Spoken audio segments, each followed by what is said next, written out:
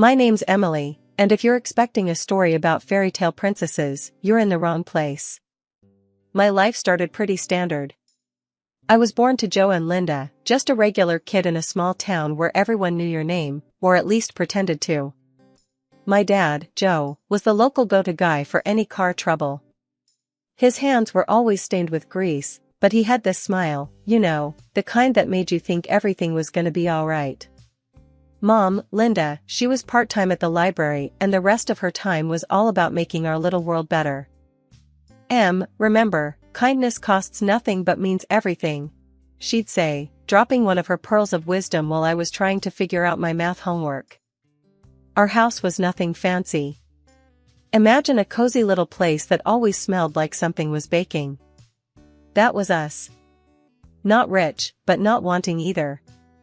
Life took a hard left turn when I was 10. My parents were driving home from their anniversary dinner when it happened. A drunk driver. Just like that, they were gone.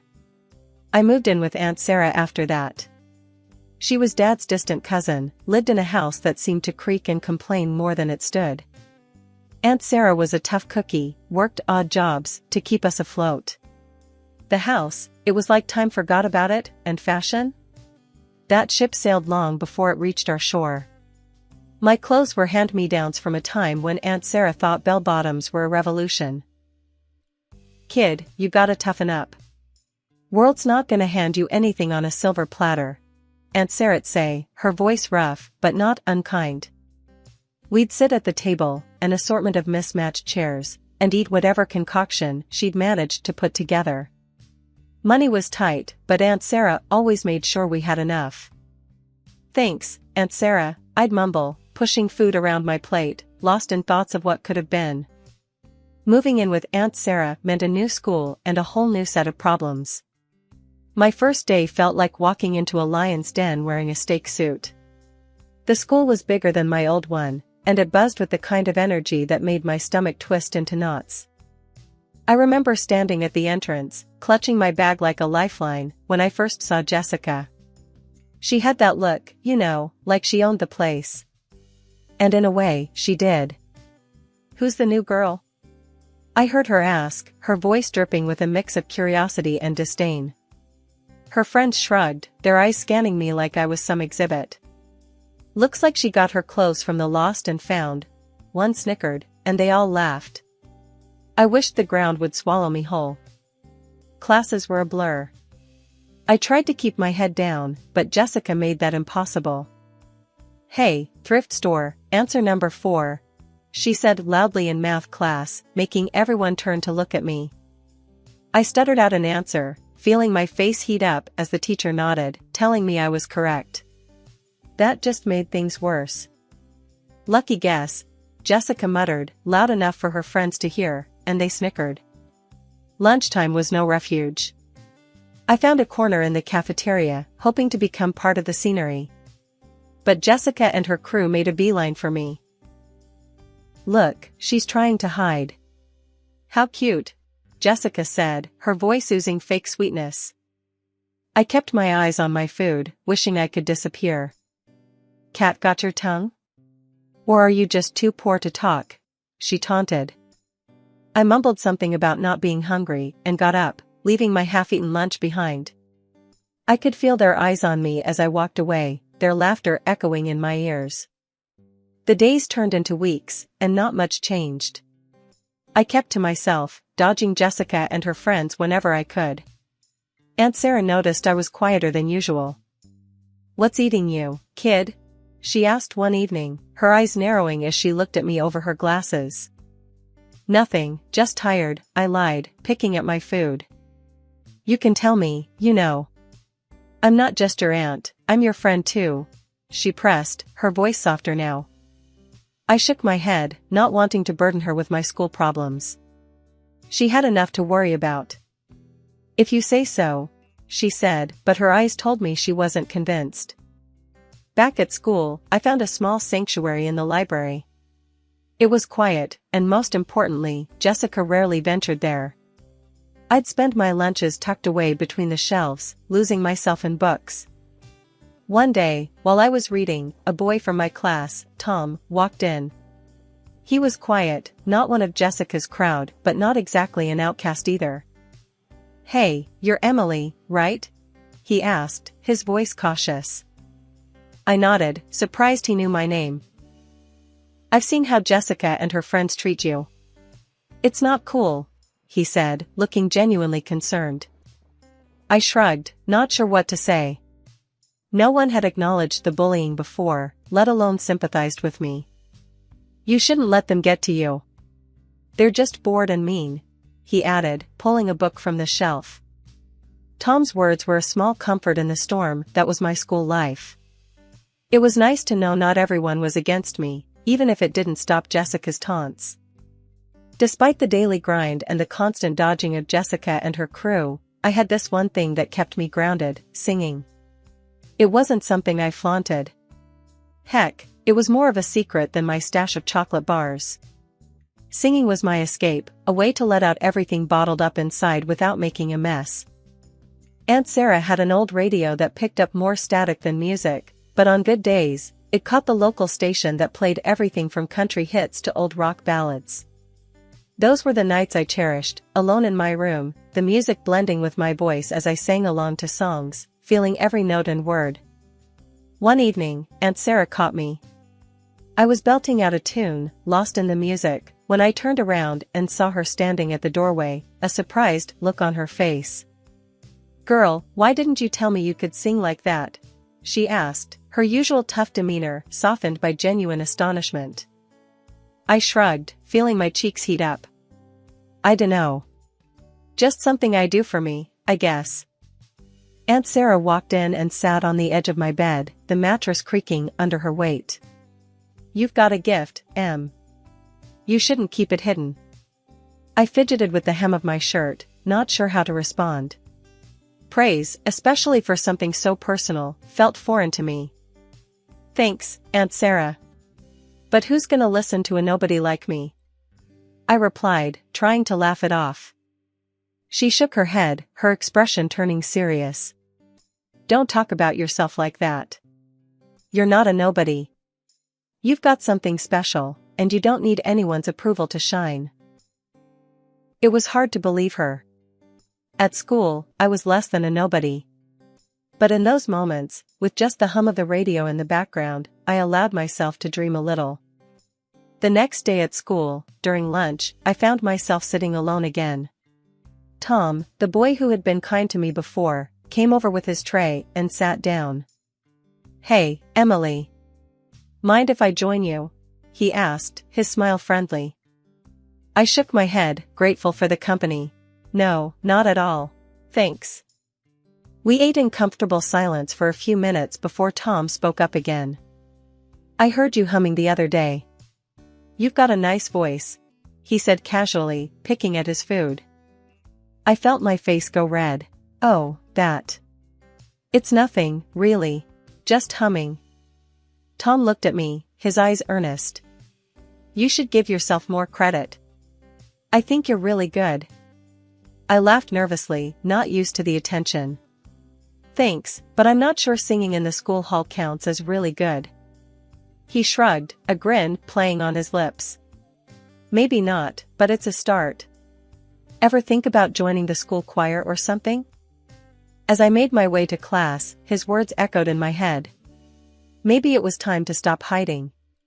But old habits die hard, and my courage wasn't ready to stand up to Jessica's scrutiny, let alone a crowd. After high school, my path didn't lead to college or some grand adventure.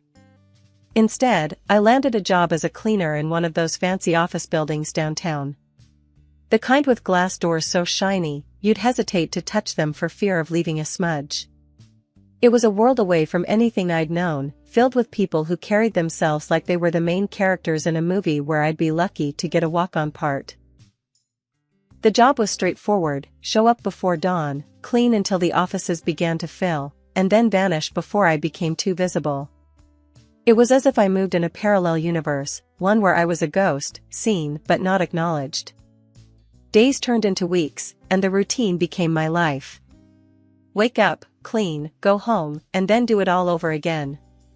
The interactions with the office workers were minimal. One evening, Aunt Sarah noticed my quiet contemplation over dinner. She had that way of looking at you, like she could read all the things you didn't say out loud. "What's on your mind, Em?"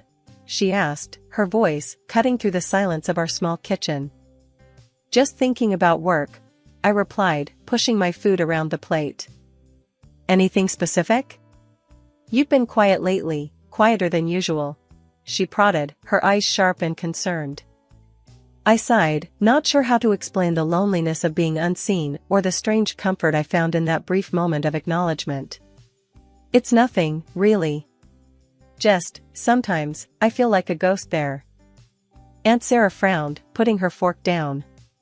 "You're no ghost, Emily. You're real, and you matter. Don't let how those folks treat you make you feel any less."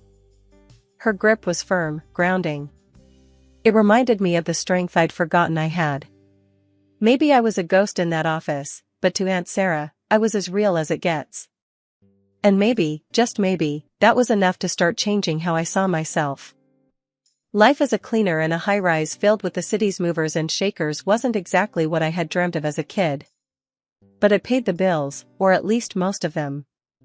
The monotony of my days was broken only by the brief nods or half-smiles from a few kind souls, but mostly I was just a shadow, moving silently through the corridors and offices. That all changed the day Ms. Anderson arrived. She was the new director of the company, a position that usually meant more suits, more demands, and less recognition for someone like me. Except, Ms. Anderson wasn't like the rest. It was late, another long day of scrubbing and cleaning, when I first met her. I was emptying trash bins in the deserted offices when she walked in. Most would have just passed by without a word, but not Ms. Anderson. "Working late, I see. Thank you for keeping this place spotless," she said, her voice warm and appreciative. I almost dropped the trash bag in surprise. "Oh, no problem. It's just, my job, you know?" She smiled, a genuine one that reached her eyes. "Yes, but it's hard work, and I want you to know it doesn't go unnoticed." I didn't know what to say. No one had ever thanked me like that before, especially not someone in her position. Thank you, Ms. Anderson. That means a lot," I managed, feeling my cheeks heat up. She nodded, then glanced at her watch. "Late hours, huh? Must be tough balancing life with such a demanding schedule." I shrugged, a bit uncomfortable with the attention. "It's okay. Gotta do what you gotta do, right?" Ms. Anderson's expression softened. "True. But everyone deserves a break now and then. How about we work out a more flexible schedule for you? Maybe split your time between here and the store next door? They're looking for someone, and it could be a good opportunity for you to earn a bit more without stretching yourself too thin." I blinked, surprised by her offer. "Really? That would be amazing, Ms. Anderson. Thank you." She smiled. "It's settled then. I'll speak to the store manager tomorrow. Don't thank me yet, though. You earned this." Walking home that night, I felt lighter than I had in months. Ms. Anderson's kindness was a beacon in the fog that had become my life. For the first time in a long while, I felt seen. The next few weeks were a whirlwind. Working 2 jobs was tiring, but the change in routine was refreshing. With the extra money, I allowed myself the luxury of buying some new clothes, and even got a haircut. It wasn't much, but it made a world of difference in how I saw myself and, apparently, how others saw me too. The first day I walked into the office with my new look, I caught a few surprised glances from my coworkers. Even the stoic Mr. Jenkins, who barely ever acknowledged anyone, did a double take. "Emily, is that you? You look different," he said, his usual gruff tone tinged with something like respect. I smiled, feeling a newfound confidence. "Yeah, it's me. Just thought it was time for a change." "Well, it suits you. Keep up the good work," he replied, before heading into his office. Those few words, simple as they were, felt like a victory. I was still the same Emily, but for once, I didn't feel invisible. Working those night shifts turned into something special for me, like I'd found a little slice of freedom where I could just be me, singing my heart out in the empty corridors. The acoustics in that place? Unreal. It felt like singing inside a grand cathedral, except it was just an office building after everyone had gone home. One night, while I was lost in the music, belting out tunes as I mopped, I didn't realize I wasn't alone. The boss, Ms. Anderson, was also a night owl, preferring the quiet of the office to get her work done. She stumbled upon me mid-chorus and was, to my surprise, blown away. "Emily, that was incredible," she said, her eyes wide with what I could only guess was genuine amazement. I nearly jumped out of my skin, embarrassed to be caught like that. "Oh, shoot. I'm sorry, Ms. Anderson. I didn't think anyone was here." "I'll, keep it down." "No, don't you dare," she insisted, her voice firm but kind. "You've got something special, Emily. Ever thought about auditioning? Like, for real?" The thought had crossed my mind, sure, but fear always had a way of keeping me grounded. "No way," I laughed it off. It's just for fun, you know?" But Ms. Anderson wasn't having any of my excuses. "You need to do something with that voice. It's too good to be hidden away in here." I appreciated her words, but my nerves weren't ready for that kind of leap. "Thanks, but I don't think I'm cut out for that sort of thing." Fast forward to another late shift, and there I was, humming away, thinking I was alone again. Suddenly, this enthusiastic voice breaks through. "Wow. That voice. You've got talent." I spun around, heart racing, to see this guy with the kindest eyes giving me the biggest grin. I was mortified, my face must have been 50 shades of red. Before I could bolt, Ms. Anderson popped out from her office. "Emily, meet my brother, the music producer. I told you I had a surprise for you." Her brother, huh? This was her idea of a surprise? My knees felt like jelly. He stepped forward, all smiles. "That was something else, hearing you sing. How about you come audition at my studio? There's no pressure, but I think you've got something worth exploring." My brain was screaming, "Run," but something in his gaze, so warm and encouraging, made me pause. I don't know," I stammered. "I've never done anything like that before." Ms. Anderson nudged me gently. "What's there to lose, Emily? Give it a shot." Standing there, between my boss and her brother, something clicked. Maybe it was time to step out of the shadows, to see what I could do if I let go of the fear. "Okay," I finally said, my voice barely above a whisper. "I'll try." Taking that leap, deciding to audition at the studio, was like stepping off a cliff and hoping I'd sprout wings on the way down. The day of the audition, my nerves were shot.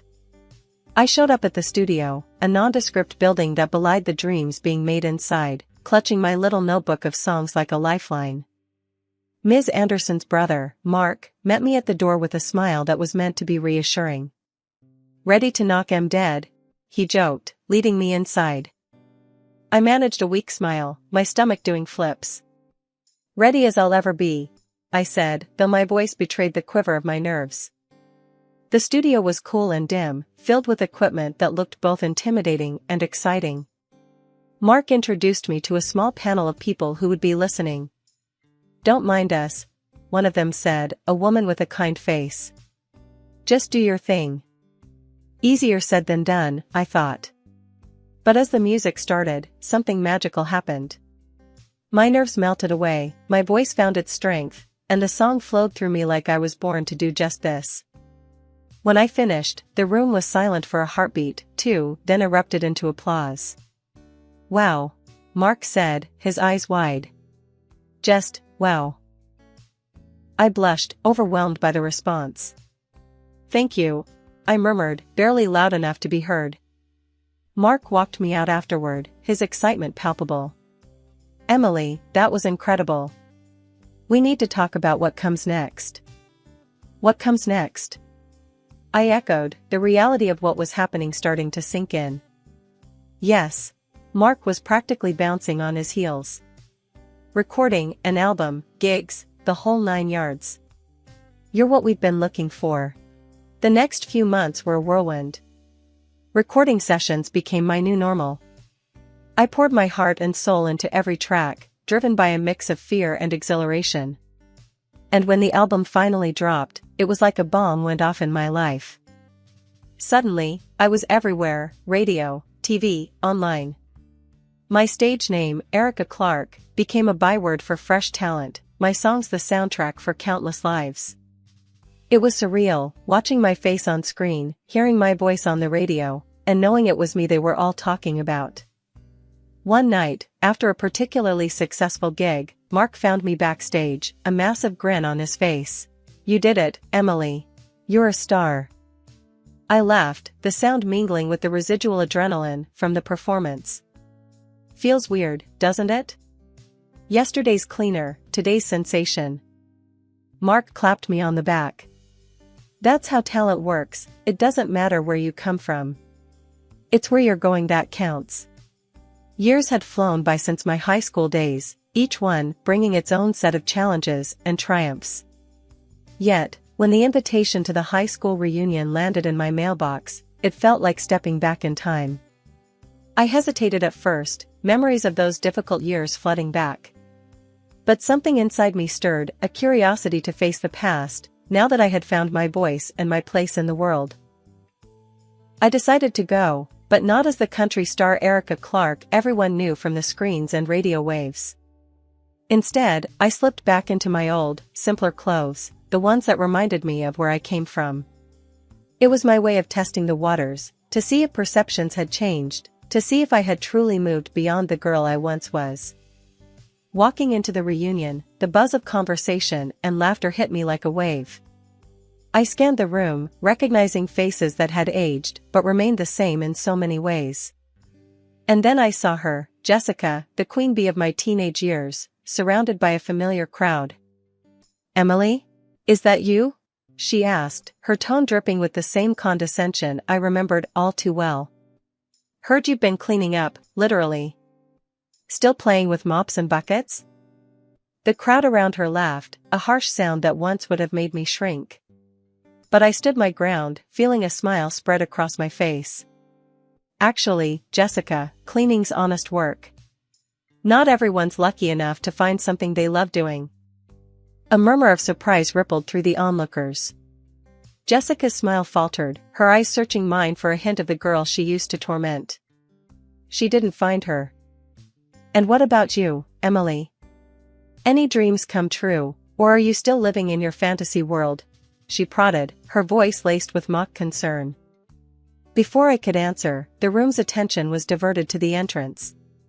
Mark, my producer and now husband, walked in, his presence commanding and assured. The room went silent, every pair of eyes turning to him, then back to me in disbelief. "Sorry I'm late, love," Mark said, his voice carrying easily over the sudden quiet, reaching for my hand. "Traffic was a nightmare." Jessica's mouth hung open, her composure slipping. "Mark Anderson? A famous music producer?" "Your husband," she managed to squeak out, her eyes wide. "Yes, my husband," I replied, my voice steady and clear.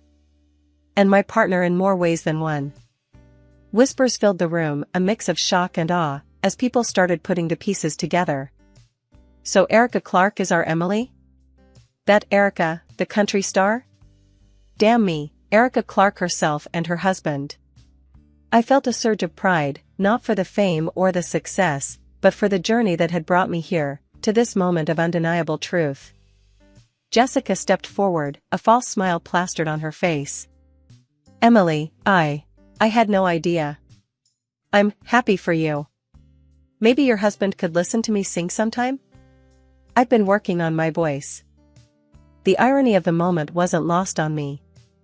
"Jessica, finding your voice is about more than singing. It's about who you are, standing up for yourself, and not tearing others down. As for singing, well, maybe start with singing for yourself, not for what others can do for you." Her face fell, the reality of my words sinking in.